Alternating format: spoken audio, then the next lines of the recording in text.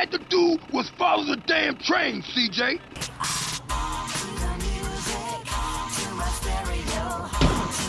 Remasters tend to be the go-to method of keeping older games around on modern consoles. The quality of them can vary greatly depending on who is making them, with Bluepoint Games often heralded as the masters of the remaster, with some remasters offering improved visuals and quality of life gameplay improvements. Meanwhile, other remasters can simply just be the publisher wanting you to have the original intended experience of paying full price again.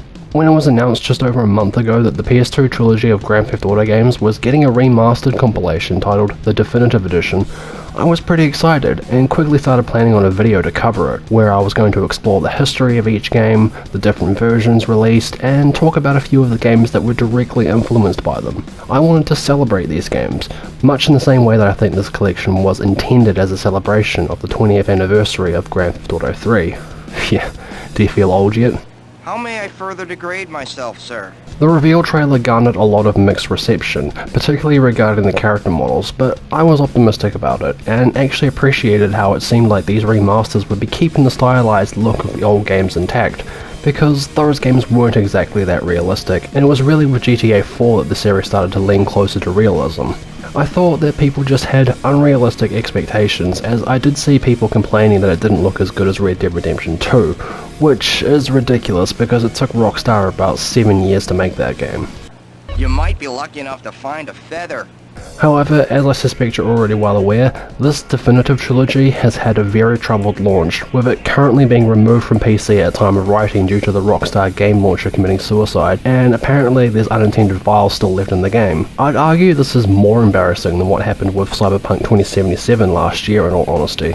I was also fortunate because I live in New Zealand, which meant that because of the server error on PlayStation, I was able to play through these games a day early. Now, I don't want to take a complete shit on this collection, as I think credit where credit is due. There is actually some things I like here, both visually and gameplay wise, but overall this has been a pretty disappointing experience. Take a seat, kid. Take a goddamn seat. So this Definitive Edition trilogy has been developed by Grove Street Games, formerly known as War Drum Studios, who also worked on the mobile ports of the trilogy, along with the remaster of San Andreas that was released on PlayStation 3. It reportedly has been in development for 2 years, with Rockstar apparently being resistant to the idea of remakes due to the amount of work that goes into such projects, but felt that remasters would be a good way to maintain the games without needing emulation or outdated technology.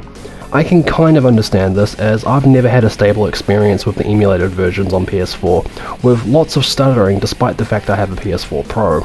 The games have been rebuilt using the original code on the Unreal 4 engine, as opposed to Rockstar's proprietary Rage engine, which is an interesting move. I suspect this is simply because Unreal was able to render the old data better than the Rage engine would, but they have carried assets like trees and foliage over from GTA 5, so I can only speculate. An AI upscaler was then used to update over 100,000 textures across the games, before the artists then went back over them, as apparently a lot of the original textures, reference materials and character models were no longer available, as Rockstar North had never intended to revisit the games. My first impressions were actually pretty good, in particular with GTA 3, as that one is my favourite game from the era that I've replayed countless times.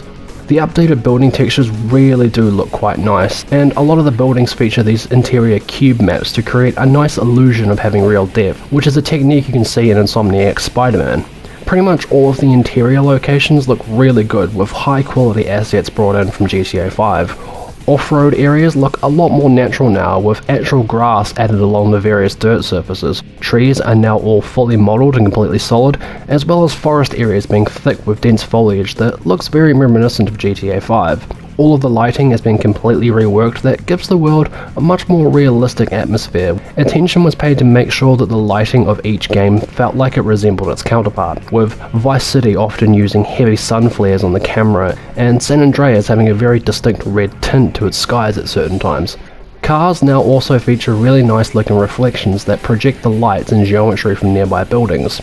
It's not ray tracing unfortunately, but still looks really nice and is a big step up from the reflections seen on the original PC ports. The game also utilises screen space reflections on the many puddles that form when it rains, similar to GTA 5. Even when I started to notice more of the glaring issues these games have, I couldn't deny that there were moments when I was genuinely impressed by what I was seeing. And in regards to San Andreas specifically, it looks immensely better than the studio's previous attempt at remastering the game on PS3 that wasn't very good, that had new lighting that didn't fit the game, and lots of environmental details missing. You like? Yeah, I like.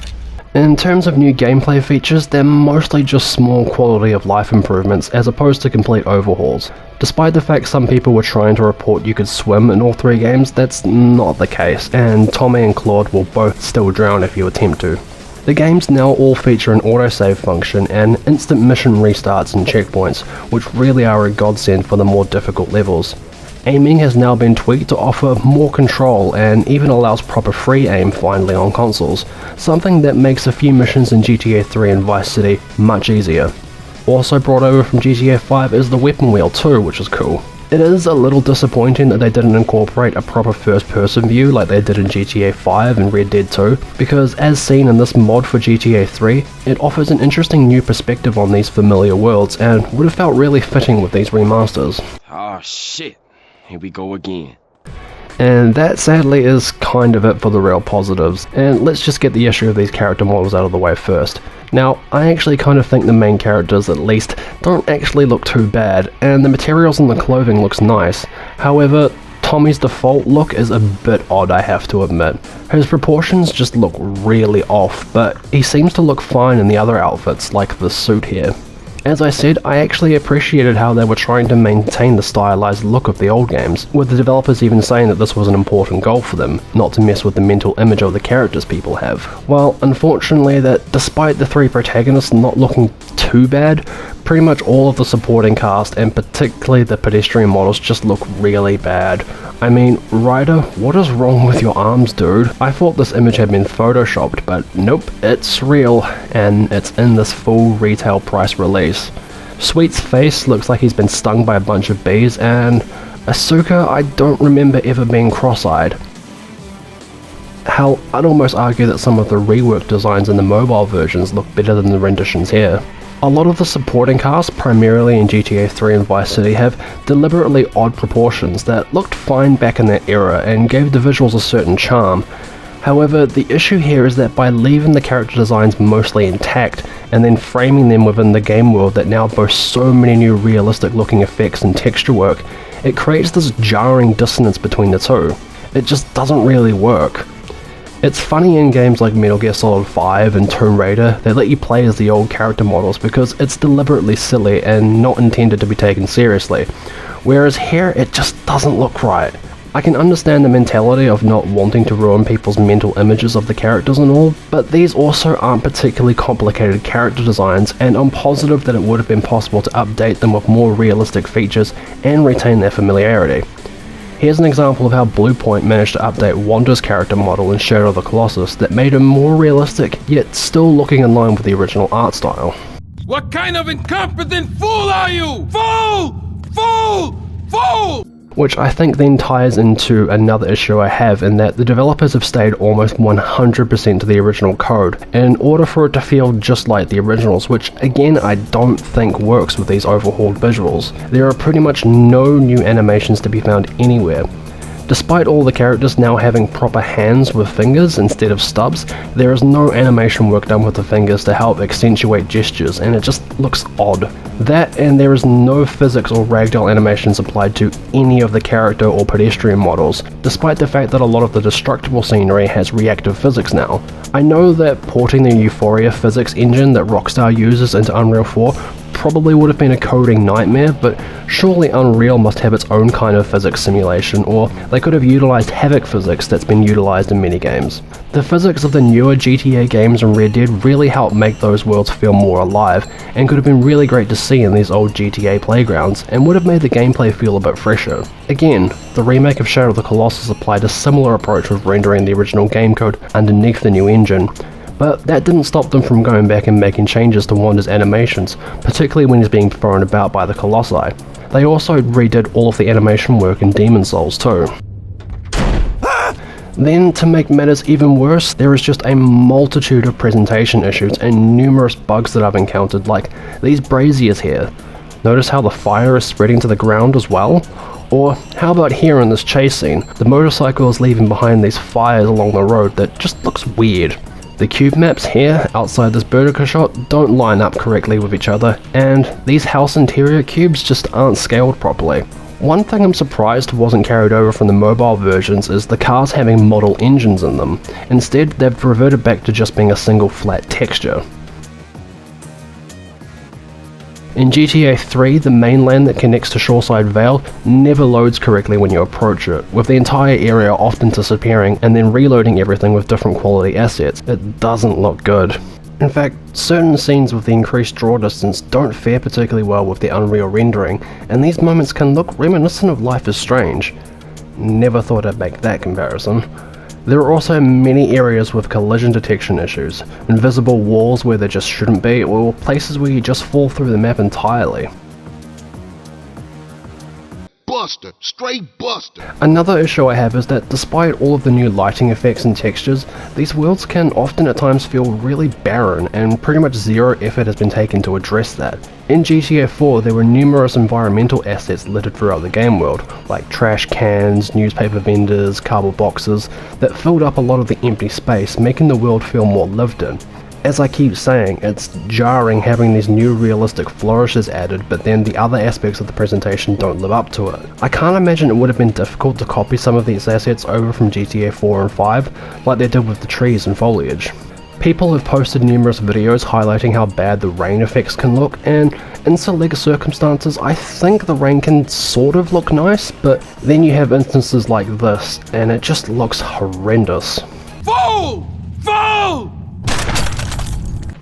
It's another oddity too, because rain is one of those things that not only have other Rockstar games perfected, but most games in general are able to do rain really well now. The same goes for the water effects in these remasters too. Of course, I wasn't expecting extremely detailed water caustics like in Red Dead 2, but I was at the very least expecting the water to actually have reflections. This is another technique that I feel has been mastered quite well since the PS2 era, with many games simulating water reflections really nicely, that it just doesn't look right seeing a game in 2021 that doesn't have them. Well, okay, it does have them, but only at very specific distances that it's pretty much non-existent.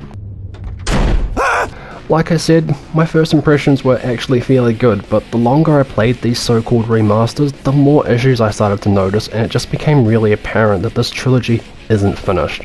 I don't think 2 years was enough time for this development team to remaster all 3 of these games up to a sufficient standard, because the result we have here is a product that's just stuck in an awful graphical limbo between the originals and GTA 4 that just doesn't look good. It took Rockstar North over 2 years to develop San Andreas as it was back in the day, so I definitely think this trilogy needed a lot more time in the oven before releasing.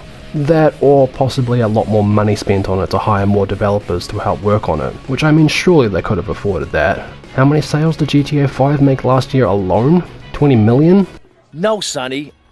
I don't have the money. I would say that modders will probably be able to fix some of the many issues this trilogy has, but really, even if Take-Two Interactive hadn't taken unnecessary legal action against a few modders, it shouldn't be up to modders to fix the things the developers should have noticed themselves. And it kind of feels like a big slap in the face that a bunch of guys were sued over their restoration efforts, and then Rockstar happily released this unfinished mess of a collection. I really wish I could say that the definitive edition is still worth checking out in spite of these issues, but if I'm completely honest, it's really not. I wouldn't say that I hated my time exploring these remasters, but this is one of the more disappointing experiences I've had all year, along with seeing the Uncharted trailer.